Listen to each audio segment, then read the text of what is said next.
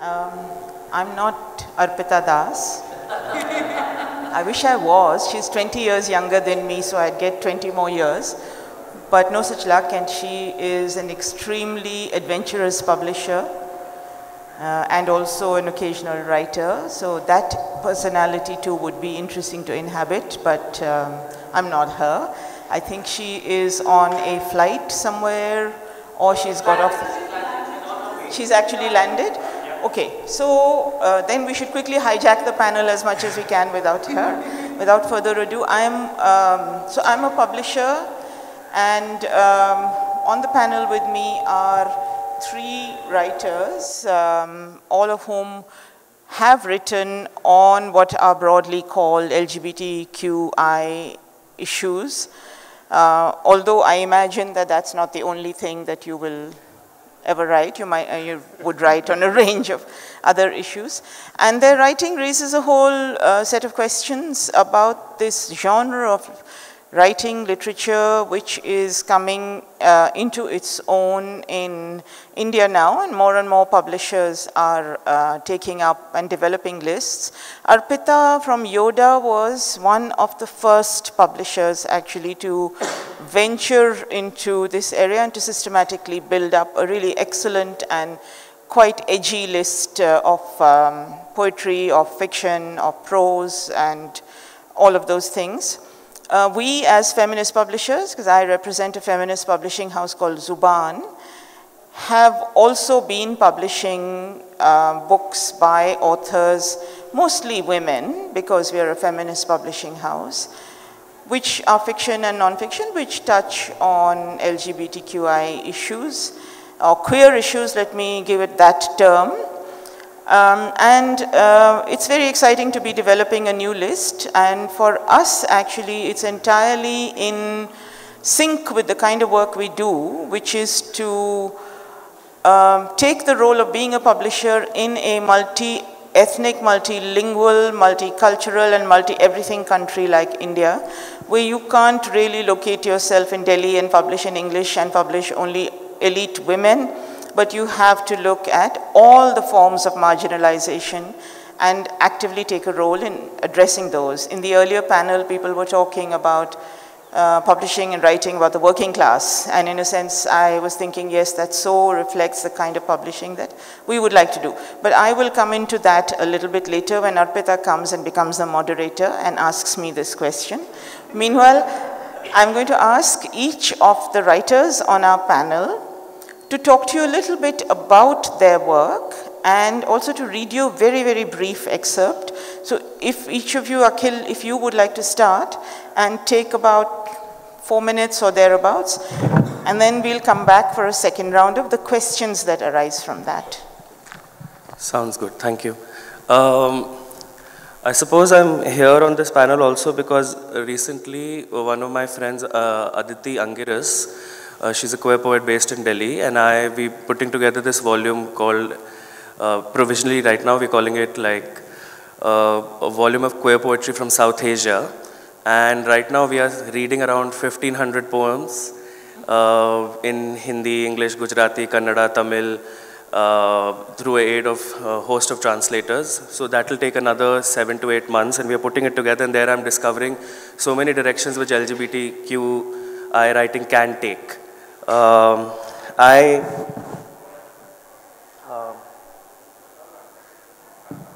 I've been living in Delhi for the last 15 years, and a lot of ways in which I think about desire, same-sex or otherwise, is routed through that city. So I'm going to read a small poem which is about Delhi, and it's also a love poem.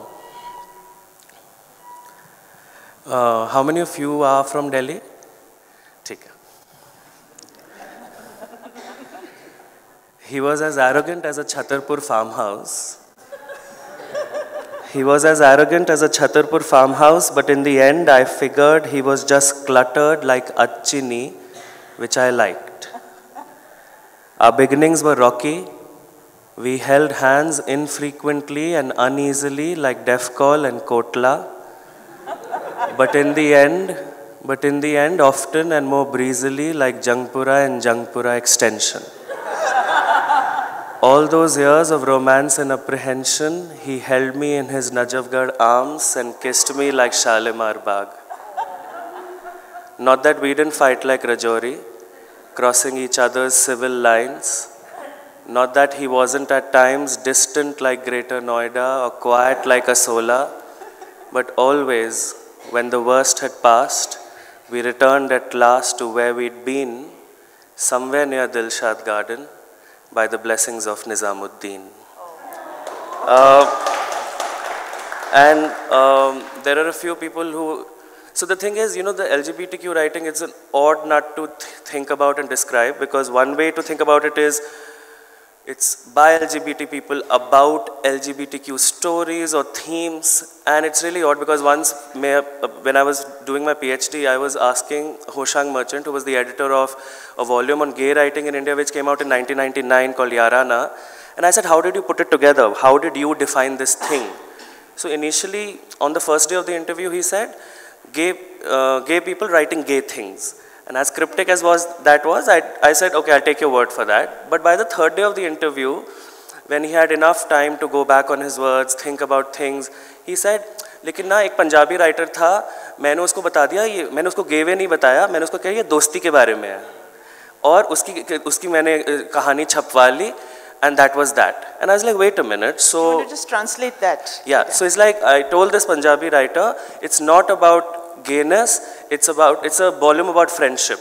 So why don't you just send me your story? And then he used a really obscene word to refer to gay men, and he said, then I made him that. And I was like, so wait a minute, so your definition, the earlier one that you had offered me, has short-circuited. Like, so what constitutes LGBTQ writing is, at that point, there were slim pickings in 1999, but right now, the kind of entries we are getting and the routes that they are taking are really extensive and thought-provoking and counterintuitive to what we might think it will be. मैं एक और कविता पढ़ूंगा. I'll just read one more poem.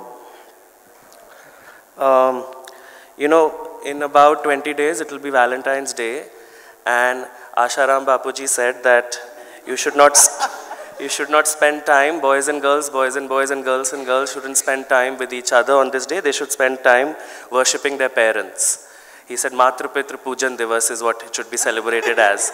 So I found, as a tribute to him, I'm going to read this translation of a Philip Larkin poem. The Larkin poem is called This Be the Verse. Yahi chand, yahi jhand. तुम्हारी ले लेते हैं तुम्हारी mummy daddy. तुम्हारी ले लेते हैं तुम्हारे मम्मी डैडी, जानबूझ कर नहीं बस उनसे हो जाता है. दोष भर देते हैं तुम में, कुछ जो ऑलरेडी है उनमें, कुछ नए का भी इंतजाम हो जाता है. पर उनकी भी पहले किसी ने ली थी. वो उनके अपने मम्मी डैडी थे, जिनकी खुद आधे टाइम फटे हुई थी, आधे टाइम मरने मारने को रेडी थे. इंसान इंसान को सिर्फ दुख सौंपता है. Man hands misery on to man. इंसान इंसान को सिर्फ दुख सौंपता है, जो गहराता है बस एक अंतहीन झरना. इसलिए भाई निकल लो जब भी टाइम मिले, और खुद के बच्चे कभी पैदा ना करना. Akhil, can you just say the title of the Larkin poem? Did you say? This be the verse. They fuck you up, your mom and mom dad. And dad. Yes. They do not mean to, but they do. They fill you with the faults they had and add some extra just for you. Jerry. So I think what I'll do is I'll just go through the process of how this book came about and how I got involved in writing this book. So this book is called I Am Divine, So Are You. And it's about how Buddhism, Jainism, Sikhism, and Hinduism affirm the queer dignities and identities of queer individuals in India. Now, on September 6, 2018, the Supreme Court of India passed a landmark judgment where they overturned the criminalization of homosexuality. So this book just coincided to happen to publish before that happened. And so before the judgment came, this book was out in the press and it was out in the market. And the courts asked for this book to be as part of the official submission. And it was submitted in court as part of the arguments of how Indian culture and Indian history and Indian religions can also be used to affirm queer identities. But interestingly enough, however, the process of me coming to this book was a very challenging and difficult one. Just going by my name, Jerry Johnson, I'm, a Christian. I was born and raised as a Catholic boy. And now I no longer have any sense of religious belief, but here I am writing about Indian religions and having had no background in it, other than just some kind of cursory introduction in philosophy and especially mostly Western philosophy. So the thing is, the publisher of this book wanted somebody from India to write, so a voice from within the community to write about the country and its heritage and its religions. And so we had initially approached some scholars. We had approached an academician, and Hindu philosophy professor, and we approached some people in the Sikh community. All of them invariably denied taking up this project and just did not want to work on it. Either they thought that it was just too radical for them and they would get into trouble and the controversy they would want to avoid, or they just did not think or agree with the idea that their religions could be used in an affirming way for this theme. And so that's how I got into the picture. So Devdutt Pattanaik is a very renowned and famous author and mythologist, and he reached out to me and he said, "You're interested in philosophy, you've got your training in philosophy, and how about we work on this project together?" So that's how my process started of 2 years of research, 2 years of study. I even traveled to Thailand, to the Chiang Mai monastery, met the head of the Theravada Buddhist monk over there, read out my manuscript to him on Buddhism, got his views, went to Swami Agnivesh, got his views about the chapter on Hinduism. So there was this constant conversation that I was having with people from within the faith communities, but as well as being a gay person myself and having that insight into the LGBT community. And so that's how this book finally came about, and then thankfully it coincided in time for the judgment, and that's how. So now I'm just going to read a small excerpt. So the way I structured this book was that I said, let's try and find the central animating principles of each of these philosophies, namely Buddhism, Jainism, Sikhism, and Hinduism. Find the central animating philosophy, structure it around such that what are these central principles saying in terms of queer identities? So I identified in Buddhism, for instance, the most central idea being liberation. In Jainism, I thought that the most central idea would be a very radical sense of skepticism that leads to intellectual humility, which also therefore leads to non-violence. This idea of non-judgment and not having a sense of authority. And then when I moved into Sikhism, I found equality to be a very powerful principle that keeps getting reinforced over and over again. And in Hinduism, the idea of diversity, you see diversity, fluidity, and occupation of liminal spaces is huge, and it's constantly reinforced in Hinduism. So I found these principles to be very interesting in framing the conversation around how we can look at LGBT lives and LGBT identities in India. But I'm going to read a short excerpt from the Buddhism chapter. One of the fundamental premises of Buddhism, at least in its early form, is its assertion of ontological emptiness. All that we perceive as the particular existence of the world, including ourselves, as well as our conception of the self, are illusory phenomena empty of any identity. So in a philosophical system where the illusory self is ultimately generated from ontological emptiness and is caught in a cycle of births and rebirths, the idea therefore of physical body, gender, sex, orientation, all become transient and illusory features of metaphysical insignificance, only to be performed for a temporal reality. And as such, Buddhism observes that it is futile to establish an obsessive or fixated relationship based only upon physical identity or sexual attraction. Yet the role that the body plays in the sexual act is not denied, neither is it repressed. It is in fact considered perfectly normal to experience the various phenomena of the body and its interaction with the mind. Therefore, the blurring or transgression of gender boundaries is not likely to become a major heresy or a sin. In such a worldview, sex and gender become complex cultural performances, acted out through the physical body, sometimes even as amusing indulgences, as opposed to existential realities grounded in objective fact. Some historians of Buddhism have noted that in Japan, from the 13th to the end of the 19th century, Buddhist institutions promoted an open tradition of comfort with homosexuality. These sexually open environments in Buddhist monasteries even inspired an entire literary genre called Chigo Monogatari, which extolled intimate relationships between elder monks and younger same-sex acolytes. In one very famous tale, a female bodhisattva takes the role of a younger male lover of an older monk who is longing for companionship. After a few years, the acolyte dies, leaving the monk alone again and desolate again. The female bodhisattva then appears before the monk and reveals that it was she and the acolyte the same, and goes on to deliver a discourse to him on the impermanence of physical appearances. According to some scholars, this tale expresses both Kanon's compassion for the monk's loneliness and the understanding of his desire for a male companion. And so therefore, the Bodhisattva teaches him about human transience and the futility of earthly pleasures.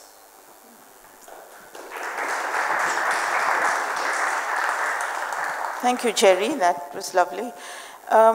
You know, when the two of you, after listening to your readings, I was thinking back to the early 80s, when the women's movement actually hesitantly began to address questions of sexuality and sexual identities. At that time, they used to call it alternative identities without thinking that there was anything at all wrong in that. And I remember a moment when we tried to put together a book which is called A Question of Silence, an edited volume on sexuality, the political economy of sexuality. We were not able to get anyone to write a piece on the lesbian presence inside the women's movement, because although many of us knew each other's sexual preferences, sexuality, whatever you call it, it was very scary for people to come out in the open and write and address the issue. And I'm thinking that we've come a long way since then, because your books are able to enter the debate for justice for a community that has been criminalized for no reason at all. And that too is a very, very major kind of development.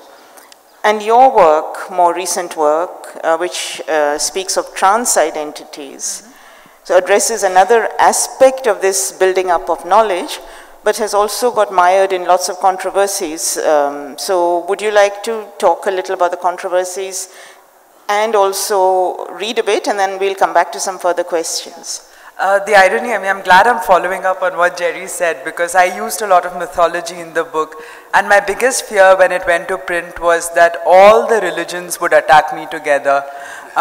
Because I think the one thing which has unified the religious heads of the various religions and cults in India was the initial decriminalization in 2009 of unnatural sex under Section 377.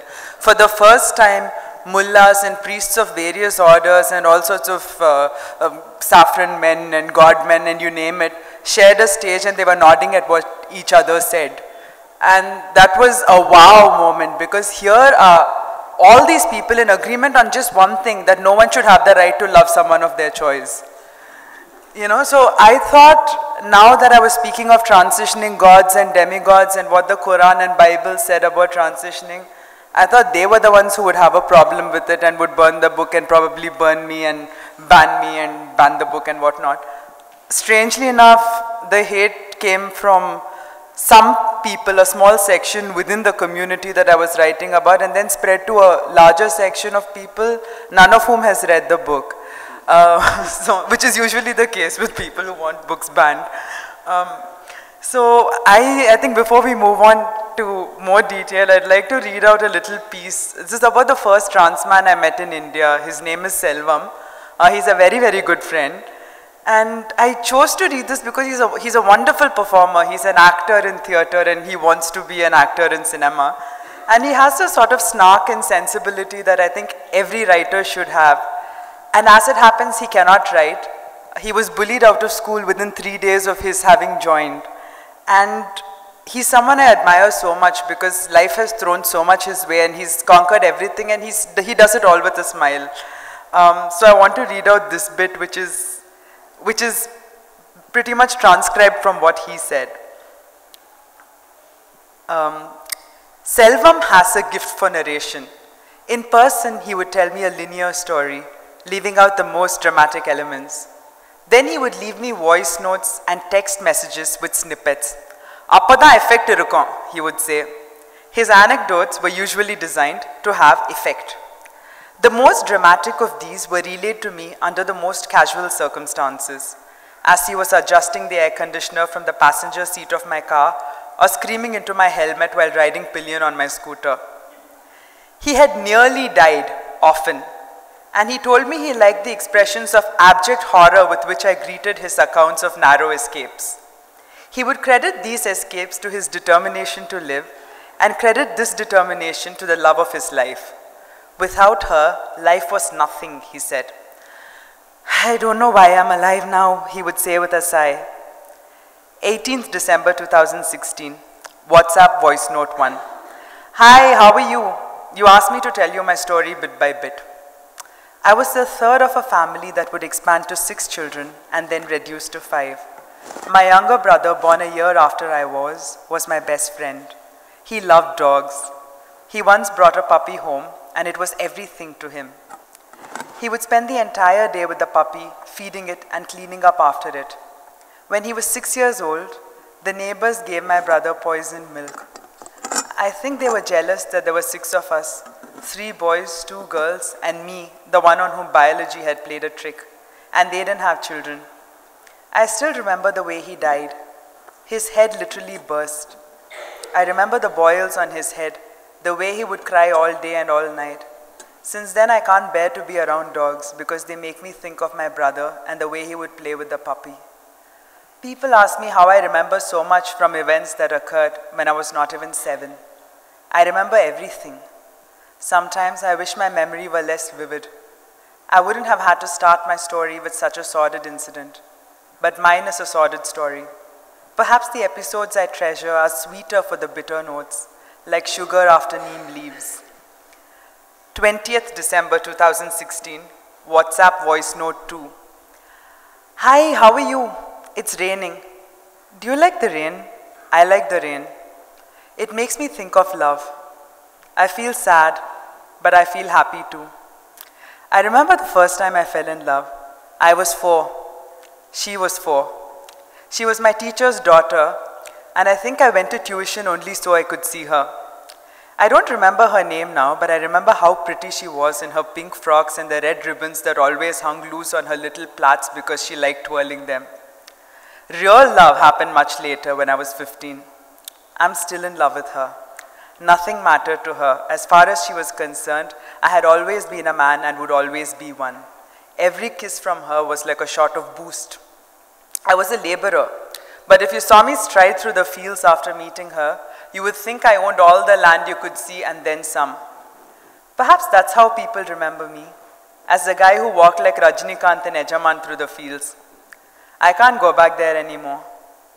How can you go back to a village where a girl who loved you and whom you loved once was and keep from killing yourself?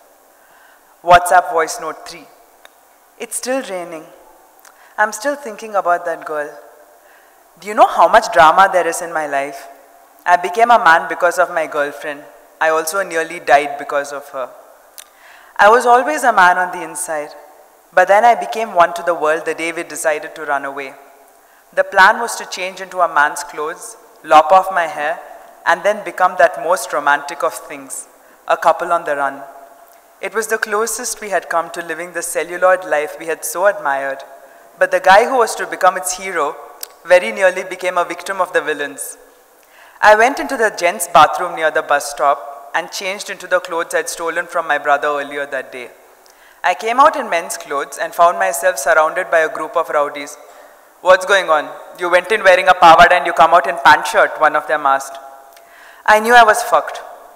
I could smell the sweat and alcohol on all of them, 5, 6, 7, I don't know how many. And here they were, towering over me. "Oh, it's nothing, brother," I said calmly. I'm always calm when I know I'm fucked because it's the only real option. And gathered some phlegm to make my high-pitched voice deeper. "There's been some girl trouble. I've had to run away with her. So I wore women's clothes and put on this wig. I'm going to remove it when we are far enough out to be safe from her family. They are following us with sickles." Now their leers morphed into empathetic expressions. "The one thing you can trust our rowdies to understand is the unfairness of the world where love is concerned."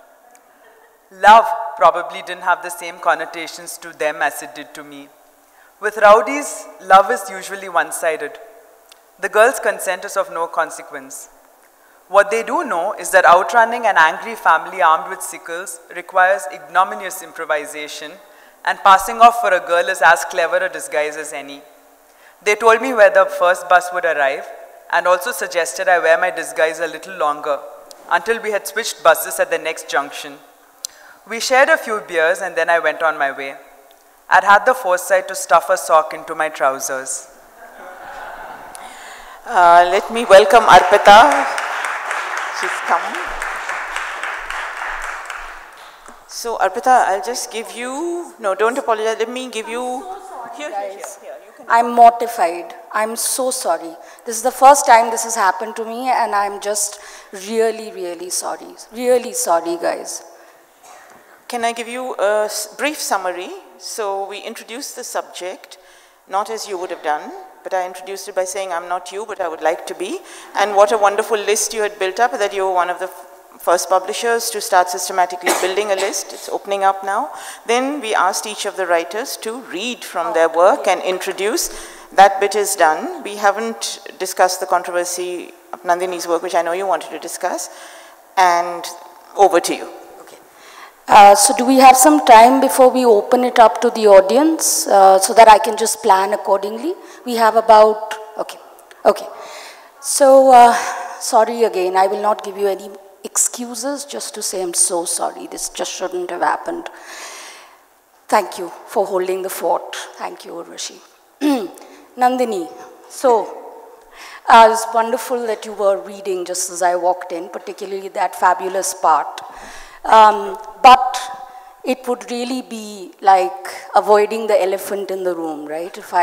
Especially after we've been talking about it a lot over the past few weeks, about the controversy your book seems to have run into, particularly on social media, and a little bit in some reviews as well. I want to really put it out there and take it on the chin by asking you, why ask a cisgendered, heterosexual, upper-class man, no matter how great a writer, but with problematic views on feminism, to write the foreword to the first trans-masculine network book in India? Why do that? Not to challenge you, but to ask you, why? Why did you think of it? I had an instinct that it had to be Manu Joseph, and I think at my first book launch, I sort of knew why. There was one man, a gentleman who bought my book, and when he came up to me to sign it, he said, "Are they very beautiful women? How did they look?" And I said, "Who?" And he said, "Before they became men, were they beautiful women because, or are they becoming men because they are not satisfied with how they look?" And then I thought, okay, so this is how someone perceives it, and he's bought the book, so hopefully he'll never have to ask that question again. So I think Manu Joseph, in some ways, being of all the labels that you described, is exactly label-wise the kind of person I wanted to read the book. But I mean, I think to explain, I'd have to go a little bit into the controversy, but maybe I'll do that later. But to just answer your question precisely, I think, I mean, the first reason that I asked Manu Joseph is a personal one, that he was the first editor who showed me that my forte was long-form writing. He assigned me my first long-form stories. And he means a lot to me personally. And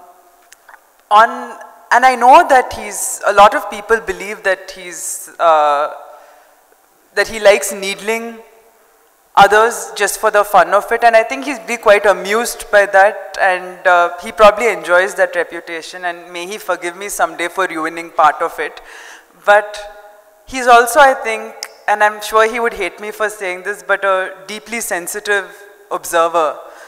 And those of us who've read his books before his columns, I think, know where he's coming from when he says the things he says and why he says them the way he says them. And in this era of hyper-morality on the one hand and hyper-wokeness on the other, I think he's an antidote to both, in that he makes you really evaluate your stances. And I mean, maybe I should go a little bit into the controversy. So, yeah, I think that will help. Yeah, so my friend Nishant tells me that your approach to art should be like a sculptor. Once you put a sculpture out there in the public, whether a bird is shitting on it or someone is kneeling down to pray before it, shouldn't matter. But I think it should matter whether the sculpture is what you wanted it to be, if it looks like what you wanted it to look like. Perceptions are up to the public. And to me, this book was. But what happened was a couple of weeks ago, a sort of controversy brewed on Twitter, started off with 2 lines from Manu Joseph's foreword, but then it went on to several things, and the attacks turned very personal. I blocked out the thread when somebody told me, you know, they've attacked my dogs, my family, everyone I've mentioned in the dedication. And so one person said, maybe those dogs you mentioned died because you put them on a vegan diet. And that was so personal and so unwarranted, and I realized you can't possibly engage with someone whose views fall in that line. And it speaks to me of a certain blackness of the soul which you can't confront with logic. So what were they upset with? So yeah, so one of the things they were upset with was the foreword. The other thing, it started off with saying that my book put all trans men under mainstream Hinduism because it starts off with the Amba Shikhandi story. And a lot of people from Manipur who refused on principle to read the book burnt it because they said it has the Amba Shikhandi story. And then it said I was casteist because I'd spoken about being vegan, and how it troubled me that at several of the pride parades when people were speaking against oppression, the oppression of animals was not taken into account, and the beef ban was held as, I mean, I'm not pro the beef ban for the reasons that it's been put in there, but I am of the opinion that animals and humans should have equal rights, and I know that right now it's as outlandish an idea that it was a few decades ago that women and men should have equal rights, and perhaps still is in some parts of the world. So then that became casteist, and veganism and vegetarianism are often conflated with caste in India. But that is not the reason I'm vegan. I come from a mixed family, but that should be of no consequence. But once one is reduced to one's labels, and once one is termed a cis Savarna woman who has no right to be writing this book, it doesn't seem to matter what the content is. And also when the attacks turn personal, you sort of know that there isn't much to fault with the content of your book, which is why the sort of pushback has been so personal.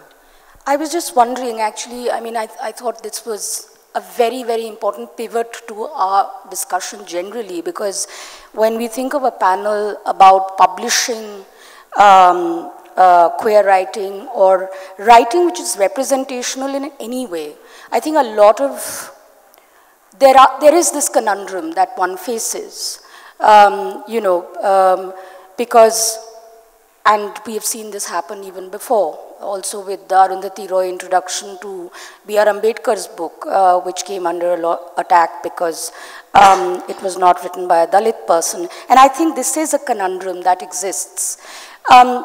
We'll come back to you, Nandini, but I just wanted to talk to Jerry about something that I was thinking of listening to a podcast of yours, a very funny 50-minute podcast of yours, where you sort of bare your soul and self and life. So I know a lot about you, much more than you'd like me to know, I think. And I was thinking of exactly this issue, that you talk about growing up a Catholic boy, a textbook Catholic boy. You said, I was the darling of my parish church. And you write this book, I Am Divine, So Are You, about all the Indian spiritual streams and how they are an ally to the queer identity. Talk about, you know, I mean, being sort of very bold with representational writing. I think it's fabulous. But can you tell us a little bit about that journey? Sure. No, as you said, I was a very enthusiastic Catholic. And I think what that hints at is my deep interest in religion to begin with. So I was always interested in religion, and specifically the theological aspects of religion, the reasons of belief, and the philosophical ideas that, you know, governed religion and religious belief. So my journey out of Catholicism was also a very philosophical journey. It was not driven by my sexuality or my identity, but as much as just the system of thought needed to make sense to me. So I came out of Christianity more out of the reason that, you know, I found it highly conceitful that humans would encapsulate the image of God as a human being, and specifically as a male. So that drove me out of Christianity, and it actually moved me into studies in Judaism and even in Islam. And then over time, I finally, I think, discovered myself as more comfortable in atheism. So when the publisher of this book, so this book is actually sponsored by the Church of Sweden, by this one particular person by the name of Reverend J.P. Heath. And when he, so they were having a big festival of theology in Sweden where they invited all these great scholars and faith leaders of Abrahamic religions. And then they realized that the lacune was that the religion of more than 1 billion people was not represented at that festival of theology, namely the religions of the Indian subcontinent. So they decided that they had to come into India and figure out somebody from within the country and within the culture who could be an authentic voice from that community about the faith and its practices in our lives. And so through various networks, they had reached out to Devdutt Pattanaik. Right. And Devdutt then reached out to me because all the people that he reached out to as scholars and academicians were just unwilling to touch this topic. And so meanwhile, my journey, so interestingly, you know, going through Catholicism and Christianity and the other religions, when I was approached with this project, I looked upon it as a great challenge. I was like, wow, okay, I get to discover these new religions. I get to study them in terms of its principles and its ideas. And then I also get to see how it can be applied or can be interpreted differently in the LGBT context. And so I came into it with a challenge. And then over the 2 years of my research and writing of this book, I was thoroughly enlightened in many ways, and I have grown a huge respect for many of these religious traditions. And in fact, so just recently, a couple of months ago, I was at the Parliament of World Religions in Toronto, and they're all faith leaders in the conference. And on the panel, as an atheist, I said, I find new reasons for valuing religion. And one of the things I find is that there's something called meaning and purpose and belongingness and a sense of awe or the sacred, which the secular world does not provide anymore.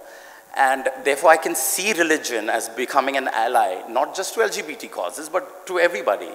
But LGBT in particular, because there's this huge global discourse going around about, you know, religious liberty versus equality. Right. And the way they interpret religious liberty is in terms of the conservative Republican notion of religious liberty, that I should be free to not bake the gay cake for the gay wedding. And they contrast that with equality, which means to treat every human being as equal. And there is a huge conversation that this book, and I mean, not to be very presumptuous, but there's a conversation that India can provide in this context, where we move from this dichotomy of liberty versus equality and look at diversity as the price you need to pay for liberties. That acknowledging diversity, accepting the fact that there will be different kinds of identities, people, practices, and beliefs, is necessary for you to also be, to hold on to your liberty. Right. And so these were the kind of conversations that emerged out of this book. Right. And out of, yeah. That's the Yeah, reason for it, so. this was just making me think that, you know, sometimes we make these divisions, of course, between the personal and political, particularly when we're talking about queer readings or queer writings. And Akhil, in this interview where you say this really interesting thing, where you say, you know, even if I'm writing about heartbreak, I'm not writing about something like where, you know, I stand up and I say something political from the pulpit or something, but I'm writing about my personal heartbreak. But that too is political because it makes people sit up and see me, a queer man, as a full-bodied person, because people tend to overlook that. And I think there is that problem with, you know, us talking about queer writing as if writing can only be queer, or writing can only be Dalit, or writing can only, which is of course not true about anything, not us as selves, not us as writings. For you, how much more vital is that fact when it comes to poetry? Because poetry can be the most political thing and the most personal thing. Yeah, so, you know, one of the things that we assume when we call some, when the writing becomes marked as queer writing or as LGBT writing or as women's writing, etc., we assume that there is some hallowed, unmarked category. And usually it is white, male, heterosexual, upper caste writing. So once we start naming that, we'll also find that that different dimensions emerge from different kinds of writing, and one needs to constantly explore them. Acha, but actually, since you raised this question about personal and political, and over the course of this conversation, I know, in the interest of conversation, and B, in the interest of, you know, our note said difference and consensus. So I just wanted to have one conversation. You know, the thing is, when I was listening, and I've been following this controversy around this book, and I'm saying it from a position where I'm also negotiating this responsibility as someone who's about to edit one collection which brings queer writing together. That's the Queer Poetry Anthology. Yeah, sorry, Queer Poetry, South Asian. I had told them that earlier. So, in the interest of that conversation, for instance, like several of the people who have written against this book are people I deeply respect, are people who prima facie I've learned a lot from. And so far, I'm curious to know what part of that critique. So for instance, I was listening to you, but there are words like hyper-wokeness, hatred, and even bird shit is the words that you've used to describe various kinds of critique which have come. But I'm just curious to know what part of the critique made you like, whoa, wait a minute, there's something here. Maybe I could have done this differently. Because even if you leave the personal attacks, what you call personal attacks aside from G. Iman Sembeler's review, they have also done a close reading. He's also done a close reading of the book of various paragraphs. So did any of it was like, wait a minute, this could have been done differently? I'll give you an example. When we put out a call for contributions for this HarperCollins anthology, folks from Manipur actually wrote to us, and because we had said we want entries from trans men, trans women, Jogappa, Aravani, Thirunangai, etc. And they said, wait a minute, where are our categories? And they asked us to add Nupi Manbi and Nupa Manba to the list. So at that point I had to say, yes, we fucked up, like we couldn't do this right. So at some point, whether G's review or whether other conversations, I'm just curious to know what was that point. Is like, wait a minute, yeah, they have something right, I could have done this differently. Was there a moment like that? And if you're comfortable sharing, please share that. The thing is, if anyone who had critiqued the book had read the book before critiquing it, I would have been open to it and open to interrogating myself. So I wrote a response to G. Sembeler's piece, which I don't think you've read as yet. Because a lot of, I don't know how closely he read the book, because a lot of things were quoted out of context, and there were also errors in the piece which said the same person is referred to here. And the part was a fictional, it was from a play which somebody had performed. So there is no same person to be represented because that person was fictitious. So I don't think he has read the book. Maybe he skimmed through it and picked out certain sections. So all of them, I mean, at one point they pirated my book and distributed free PDFs tagging me each time. So it's fairly easy to do a search for terms that you want to find fault with. But I had used Nupa Manba and Nupi Manbi, and I'd written in detail about Manipur, and they said because I'd opened with Chitrangada from Tagore's play actually. And they said it was a religious thing which was an insult to Manipuris, whereas I think maybe the one thing I would have done differently is I would have added a note saying, I'm not religious, I like mythology. That's the one thing I would have absolutely done differently. But if I can extend that to speak about what you had said, about who has the right to write, I actually want to quote Urvashi and something she said at a panel which I've been in love with since I heard it. Someone asked her, why doesn't Zuban publish men? And Urvashi said in her usual deadpan way, maybe when men start writing about women, we'll consider publishing them. I remember this. And to me that was such a wow moment, because it's always women writing about women and being read by women and so on. So for as long as we are writing for an audience that we are part of, we will be in our own echo chambers. And to me, the trolling which I've faced in the last couple of weeks, and it wasn't just trolling on social media. Someone had shared my number on a WhatsApp group, and I started getting threatening phone calls with abuses and saying, like, you know, come to Bangalore and we'll deal with you there. Yeah.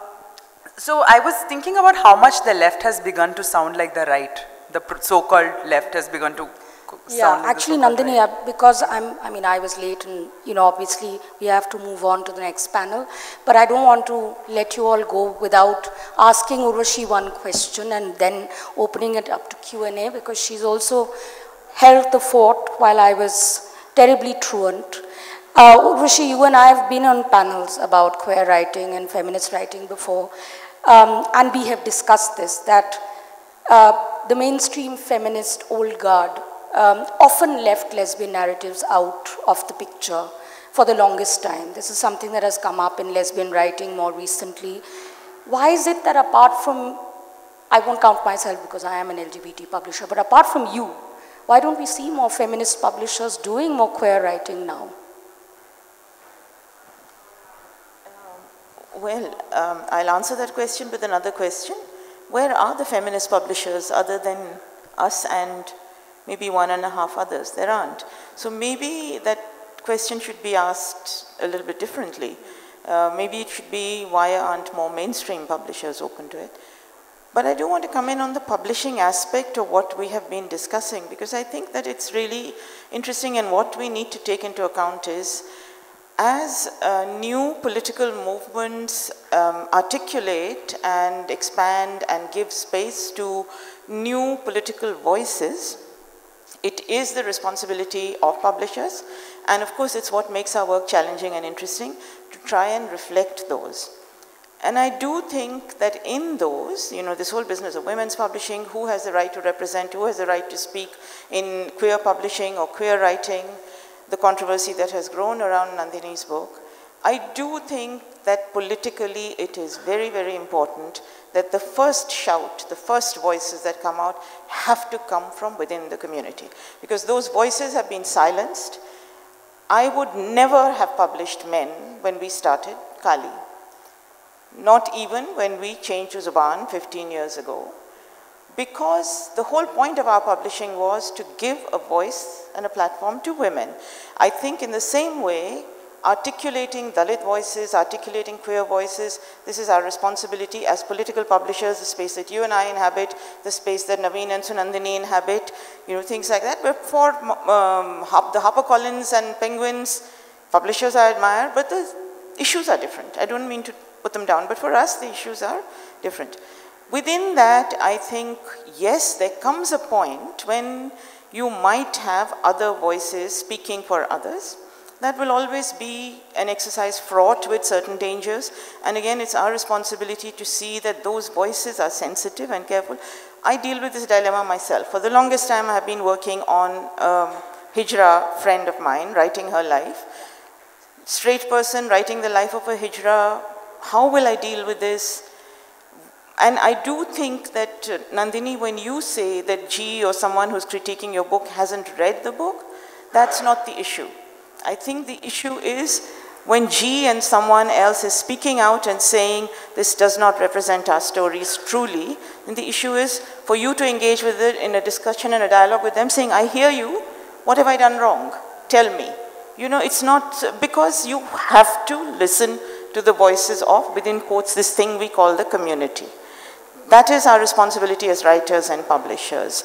And I think that, and also the other thing, that one more point I want to make is that the debate has moved so much from the early days. It's not that feminist publishers or women publishers did not give voice to lesbian narratives. If anyone did, we did.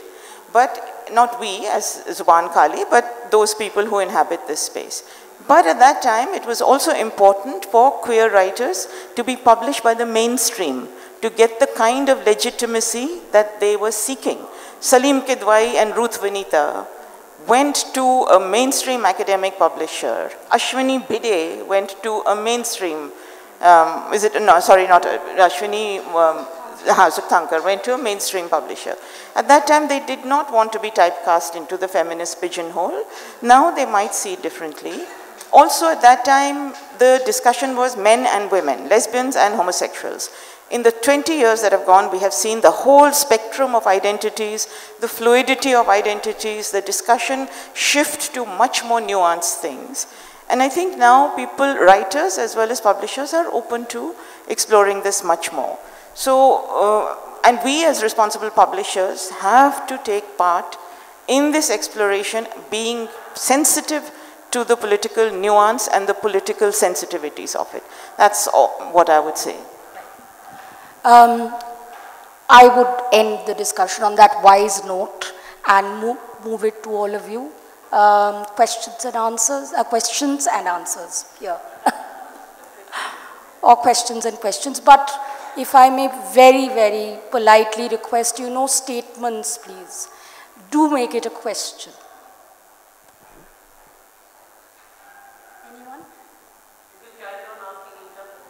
Yeah, well, if you want to take some time thinking of your questions, I did want to ask, no, it's not, I'm supposed to moderate and I'm late anyway, so let me not cut into other people's time with my stuff. But Nandini, I did wonder about one thing, having read that book from the first page to the last, and it's more a question of form. Because, I mean, when Urvashi was talking, I was thinking about this, that as a publisher, as an editor, apart from that obvious thing of telling you that if you must have Manu Joseph, then perhaps you must also have someone from the community write a second or primary forward. Apart from that, I think that, you know, when we are writing oral narratives, there are points when we feel, we as authors, that we need to comment a lot more than perhaps there is need when the reader is reading. And it's the publisher or the editor's job to step in and say, no, you can let the narrative run here. That was a criticism that has been mentioned. Is that something that you've looked at again, that perhaps you felt the need to come into the narrative a little more than was required? Initially, my instincts, because I'm trained as a journalist, were to keep myself out of the narrative entirely. And Amit Chaudhary said this to me at a workshop I attended. He said, all of us tend to write, as Indians, we tend to be sort of transparent filters, just reporting on what we see. And maybe we should be translucent filters, examining what we think as we see it. And to me, the journey was not so much about my commentary as to what I was hearing, but interrogating my own prejudices, my own lack of understanding. And some of the flaws which have been pointed out in the book have been that early on I was passing judgment on whether someone appeared feminine enough or masculine enough. And from my perspective, that was how I was thinking in the beginning of the book. And as it grew, the way I thought changed. So. Right. Does that answer your question? Sort of, yes, sort of. Has anyone thought, oh, there is a question. Meenakshi, yes. Thank you for this wonderful dedicated LGBTQ panel, which is very, very dear to my heart. I have a question. You are all representing the English world. What about regional languages and the, you know, the voices from there? Could you elaborate on that? Do you want to take this, Akhil? No, you're absolutely right. This is partial representation, a very, very, very partial representation. And in fact, one of the things to our delight that we discovered when we sent out this call for South Asian poetry is that we've received it now in about 19 languages. So there's queer writing happening in those languages. And you know, one of the things that we might also want to explore is, it's not that you can simply export the categories like LGBTQI into another language and the same story would be told. Because with different languages, different idioms of same-sex desire or different idioms of gender are also explored. So I'm remembering this, you know, around the time when the 2009 Delhi High Court judgment had come, there's a Hindi journalist who had written that कि भारतीय नेताओं की रंगीन मिजाजी के किस्से तो बहुत मशहूर हैं. You know, the colorful natures of Indian politicians' personalities are very, and he was referring to certain, he was making a snide remarks regarding certain politicians who were, around whom it is rumored that they were also queer. And so, but it was done with a word like Rangeen Mizaji. In 1940s, when Isma Chugtai lands up in Lahore for the obscenity trial by the colonial courts, she's trying to explain to this one guy called M. Aslam, who's an Urdu writer, that he's like, why the hell did you write this story when it created so much controversy? And she's like, कि असलम साहब मुझे नहीं मालूम था कि लिहाफ वाले मौजू पे लिखना मना है, मुझे नहीं मालूम था कि इस मर्ज या लत पर लिखना मना है, and there is an ellipsis between mers, lat. So in the early 1940s, and Isma Chugtai has read her Freud, she's read her Havelock Ellis at Isabella Thoburn College Library, which she talks about extensively, but she's not able to reconcile whether to call this thing that I've written about in Lehaf Mars, illness, or lat, this habit which has just verged on the other side of addiction. And there is a way in which when one looks at different languages, whether that's of Londebazi or Masti or Meethapan or double-decker and all these words give you a different way of thinking about sexuality. So absolutely, only when we reach different languages will we find a far wider, far more extensive history of same-sex desire and gender queerness in this region. Thank you for bringing that question.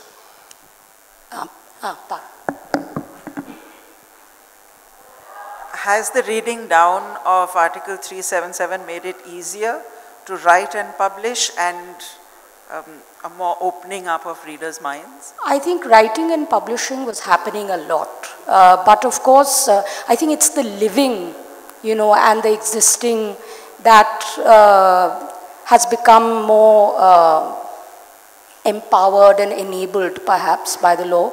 Writing and publishing will obviously happen even more now. But I actually had that question for Akhil. Poetic license, going out every weekend in times of India, who would have thought it, right? Even a couple of years ago, that we'd be reading fabulous queer poetry sitting in South Delhi in times of India every Sunday. Do you think this would have happened before the reading down? So, but I think credit should also be given where it's due. There's this editor, Shobita Dhar. She's the one, and I think, also I guess it's a Sunday edition. My sense, so, right. So it's the Sunday editors deciding that. So I think it's also very personal. I think Neelam and Shobita Dhar are the ones who got in touch with me and they said, कि आप topical poetry काफी लिखते हैं, तो can you write something for something that has happened that week? I was like, इतना तो मतलब topical कभी लिखा भी नहीं, and that becomes slightly mechanical, and maybe I won't be able to generate poetry in that regularized assembly line of fashion. लेकिन why don't I share some poems with you? जो आपको लगे जिस हफ्ते वो ज़्यादा relevant है आप उसको publish करें, and they got on board with it, and yeah, it's been working so far. How's the response been to the very, very evidently queer stuff? My mother really enjoys it. She shares it with all her family, and finally जो queer कविता है उनको वैसे अपने family में share करने पे थोड़ी झिझक होती थी, अब क्योंकि TOI पे publish होगी तो दिखा देते हैं family वाले. Exactly. Do we have any more time? No, Neeta, we don't. One last question, is it possible? Since the gentleman has raised his hand, mostly women ask questions after queer panels. Just one last question. Man in blue. Yeah. Thank you for the privilege, ma'am. Ma'am, a question I have is that in regard to all the progressive writings, you know, all the progressive novels and fictions and all, one of the criticism is that they sometimes do not represent the entirety of the community, their thought. It's just certain people writing and representing it as such. Now I'm saying in terms of this, the LGBTQ community, when most of the people here are mostly in their closets, they're not even come out in the country as such, a lot of the proportion of population. How do we know that, how do we make sure that what we are writing, what we are publishing are actually in sync with their actual demands?